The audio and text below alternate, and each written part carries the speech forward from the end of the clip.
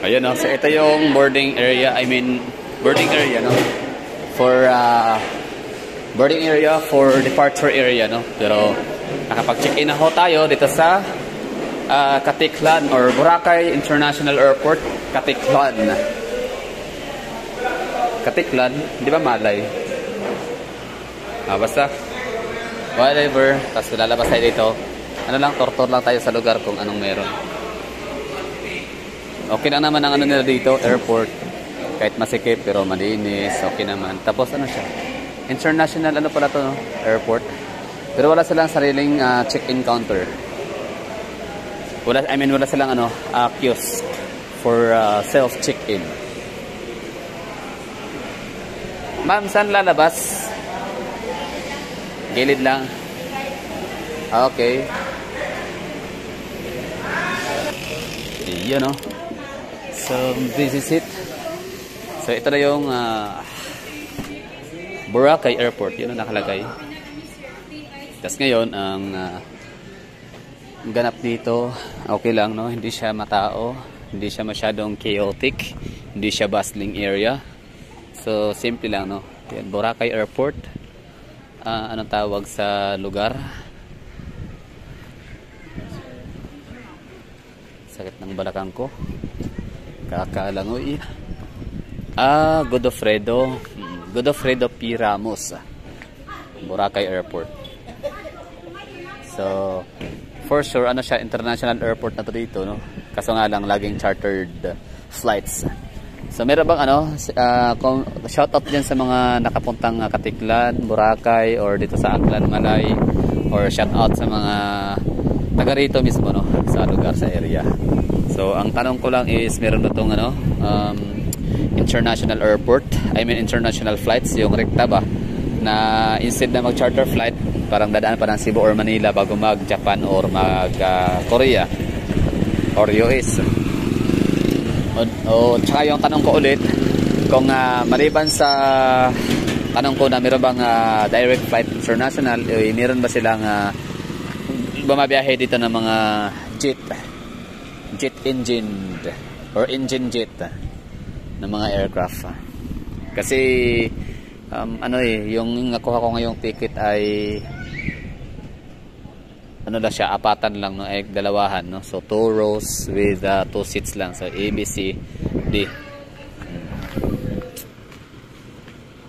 A, B, C, D. Yan lang yung seat flight. Tsaka nagbabago, no, lagi ang ang flight ni Cebu Pacific na mga chartered flight. Kasi dapat ito originally dapat ito ay dito Boracay Airport papuntang Manila to Davao. Pero binago, no, from Boracay to Cebu tapos to Davao, ganun. So Boracay, Cebu, Davao. So yun dati na Boracay, Manila, Davao, binago. So ito yung labas, tingnan ho natin, gala-gala lang ho tayo dito. Papakita ko lang ho sa inyo, sa mga taga Davao dyan, mga taga Cebu, taga Manila. Malay natin, out of 10,000 subscribers, meron pa dyan mga 3, 4, 5 na hindi pa nakapuntang Boracay. So ito pala yung airport nila. Siyempre, out of curiosity, ako mismo sa sarili ko, curious ako, no, gaano kaya kalaki yung airport ni Caticlan? Di ba? Gaano kaya kalawak, gaano kalaki, gaano kabisi, gaano kadaming tao, considering na araw-araw daming mga lumalapag dito ng mga turista, no?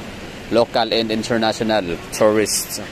Mapamayaman, mahihirap, no, talagang dito lahat lalapag. So, ibig sabihin, so ito na 'yon, no? Tanaw na natin. So, anong pangalan ng lugar? Caticlan Airport. So, Caticlan pala is barangay, okay? So, barangay Caticlan, Malay, Aklan.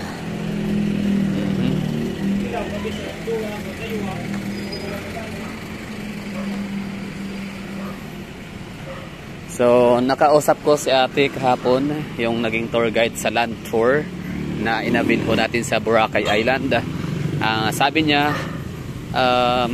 meron na daw tong parang meron ng itinulak, no? na batas ang city, or parang ano ba tawag dyan, itinulak na batas or wish ba, or parang panawagan, request, di ba, na gawin na siyang city. Kasi ano na siya, napakalaki na ng kanyang revenue, kumbaga super qualified na siya talaga para gawing city. So depende kung maaprubahan, di ba, ano yan, bound for approval sa Kamara, sa House of Congress, di ba, or sa House of Congress. So ito pala yung labas. So dito pa lang meron tayong makikitang Hinan ulit, no? Hinan Group of Resorts Boracay Welcome Center. So siguro para to sa mga guest, no, ng Hinan Resort sa Boracay. Grabe ang Hinan Resort sa Boracay. Meron talaga silang 7 as of now. So sabi nung nakausap natin doon habang tayo kumakain ay nasa 7 at madadagdagan pa daw yung kailang hotel and resort. So ibig sabihin talaga yan, paulit-ulit kong sasabihin, no, dati pa, na darating yung time na itong Boracay ay magiging, hindi na siya Boracay Island kundi Hinan Island. Diba? Sabihin na siyang Hinan Island, or previously known as Boracay Island. Ito yung lugar pala, no? So ano ba meron dito nakikita ho natin? Mga Paradise Garden Welcome Center ulit, no? So ibig sabihin, yung may mga resort sa Boracay, meron sila ditong mga welcome area, welcome center. Just like Discovery Samal sa Davao, meron silang welcome center sa likod ng Dositani sa may Lanang, Barrio Pampanga. And yung Pearl Farm, no, ng mga Florindo Lagdameo, asawa ni Don Solvita yon. Oh, meron silang napakagara din, no, napaka high-end na beach resort sa Samal Island na kung tawagin ay Pearl Farm.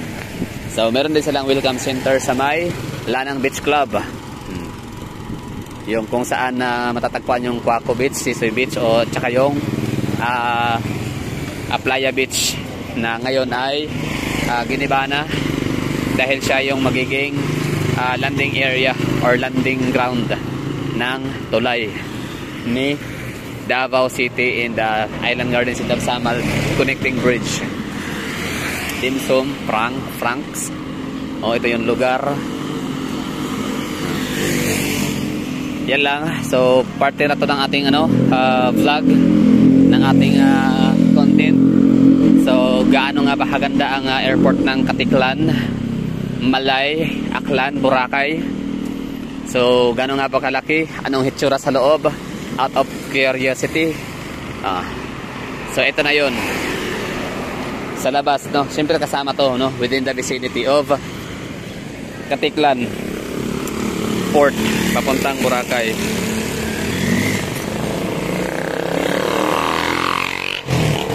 So balik na tayo at hanap pala tayo ng Starbucks na pala. Tatanong natin kung saan dito banda. So yun, no, tinanong ko si kuyang nakamotor kung saan banda yung ang Starbucks. Dito lang pala sa loob, no, ng airport, within the vicinity. Tapos dito tayo nakitang original Biscocho House. So shout out, no, Biscocho. Pasalubong bayan talaga yan, pasalubong. Oo, ng mga magpupunta sa Panay Island. So sabi ni Kuya, kaya na daw lakarin yung papuntang Katiklan Port. Pero syempre wala na tayong oras para pumunta pa doon. So balik na tayo sa ating airport sa Katiklan. Wow, astig ng pedicab, oh. Tricycle or tricycle. Malawak, maluwag yan ang tama lang, no, practical, di ba? Kapag meron kasi akong mga nasakyan, for example, Lapu-Lapu City. Ang kanilang tricycle ay ang titibay. Grabe, ang lalakas ng mga makina. Mantakin mo, kayang kumarga ng 11 katao plus ang kaha, ang kakapal. Yung kahit pa tirahin yung paputukan mo ng RPG. Bulletproof. Kakapal kasi ng ng casing. Nung cases, ang tawag dyan, basta yung kaha. Kapal, no? So parang ako yung nasi-stress, parang ang bigat. Pero tingnan mo sila, di ba? Napakasmooth lang ng takbo. Ano kaya ano yun? Yung mga motorbike na gamit ng Lapu-Lapu City, napaka-tibay, napakalakas, no? Up to 11 katao ang pwede isakay with napaka-kapal, napakalaking mga metal na naging kaha.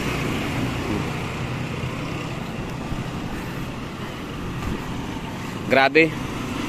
Pero tinan ko yung Boracay, sobrang daming pera. Oy, Villar, commercial complex.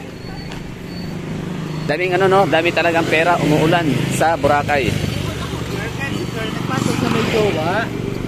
Hindi ka pwedeng pumunta doon ng basta pagpupunta lang pa ng Boracay, you don't have to, as I've said, sa mga vlog ko na you don't have to be rich. Oo, para ma-experience ang Boracay Island. Meron ka lang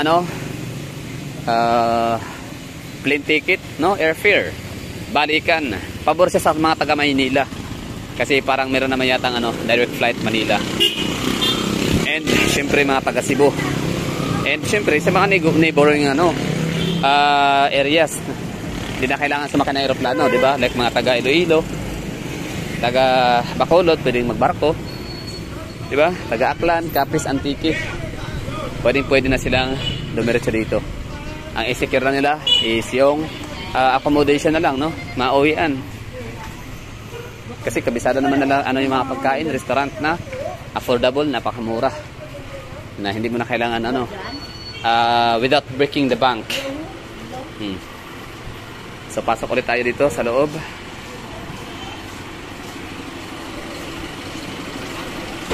So di ko alam saan ba yung Starbucks.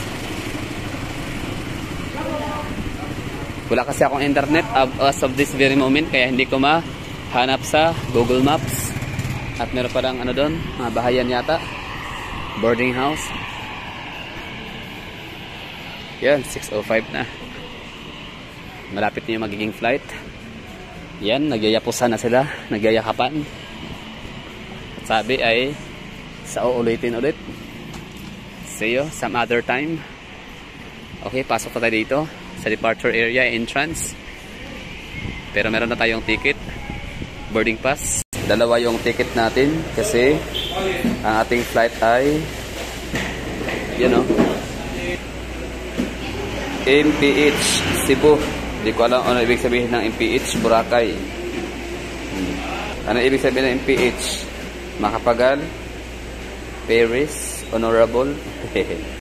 Kasi yung isa naman ay Cebu to Davao. So, chartered flight. Dito tayo sa loob. So, ito yung ulit, yung check-in counters. Maliliit lang talaga siya. Sikipan. So, ito para sa Cebu Pacific and Philippine Airlines. So, closed na. Gate closed. Economy class. Dalawang check-in counter. 4. 1, 2, 3, 4, 5, 6. Dito naman ay gano'n na 7. Cebu Pacific. Okay, dito tayo sa may meron dito. Check-in din to. Philippine Airlines ulit. Boarding gate 1 and 2. Comfort class. Ano kaya ibig sabihin ng comfort class? Tatanong ho natin. So, sa loob dito, meron silang big shop. Or, nagbibinta sila ng mga breakfast, kids meals, coffee, beverages, everyday eats. Canteen. Dito na sa Pilipinas, anong mga destination hindi na kailangan dumaan ng Cebu? Manila. Direkta na talaga sila. Katiklan to Manila, hindi na kailangan dumaan ng Cebu.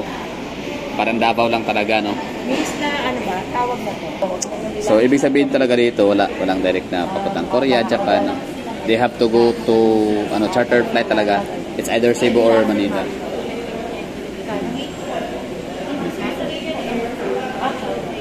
Pero yun, dito nga sa Pilipinas, locally, ang direct flight papuntang Manila, papuntang Boracay is yung mga taga Manila, Naiya. And Cebu, yun. Manila. So kami mga taga Davao, so ang Clark, parang meron din silang rekta sa Katiklan. Pili lang, pero at least meron. Pero mostly pag Clark, pwede silang actually ang mga taga Clark lagi silang nag-chartered sa Cebu. Pansin ko yun Except kay PAL. Kahit propeller talagang lumilipad no? Davao. Nice. So, ibig sabihin talaga, mas pabor kay sa mga taga Luzon, no? Ang Boracay. Kami mga taga Mindanao. Mas mahal.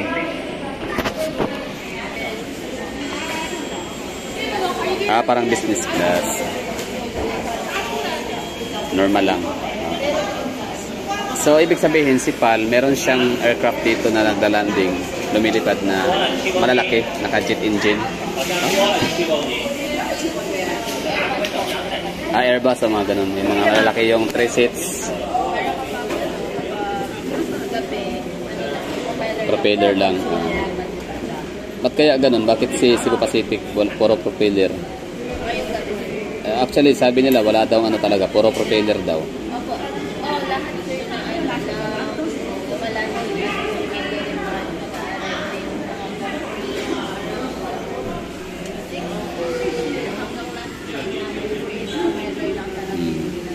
Pero may pagkakataon na mga jet, mga Airbus ang PAL. So paano yung ang PAL? So yun yung available yung business class or comfort class. Yung malaki yung tagtatatlong Airbus.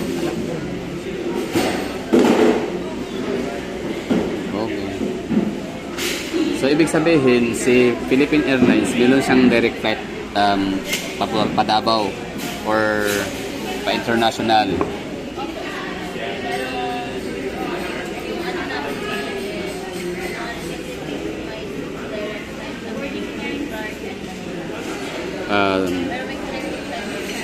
So may Rectang Cebu, Rectang Clark, and Rectang Manila, pero Davao wala. Puro chartered. So lalong wala din sa international, no?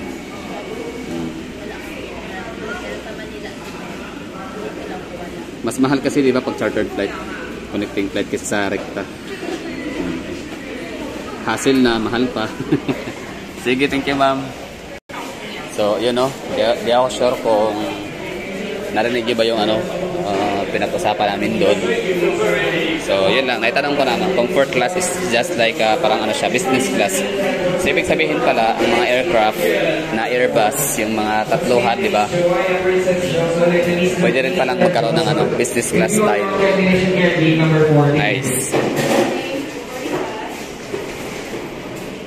Holy Week, mga holiday holiday season kasi yung mga artista December, mga February, kanya kayo mga nagsisilitin. February, Holy Week kasi yan talaga yung walang trabaho, pati mga artista, di ba, walang business, no? Tapos Mayo, April kasi summer. Okay. So, sino ang pinakasikat na artista na nakita mo na dito? Hollywood. Wala pa? Okay.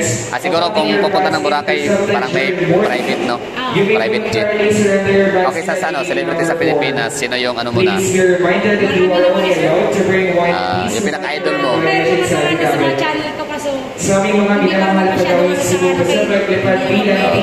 Pag artista, hinihingi mo pa rin yung boarding gate. Pag artista, hinihingi mo pa rin yung boarding gate. Kailangan talaga. Hindi ka na sa starstruck or hindi naman. Kumbaga, professional ka na, Oo, sanay na. Sige. So, yun, no? At medyo congested ng kaunti. Grabe maliit lang si Calictarticlan Airport pero daming pasahero. Tiba. Mga backpackers, mga tourists, travelers, and local and international. Restroom. Okay, bali sa CR. Congrats. Good job.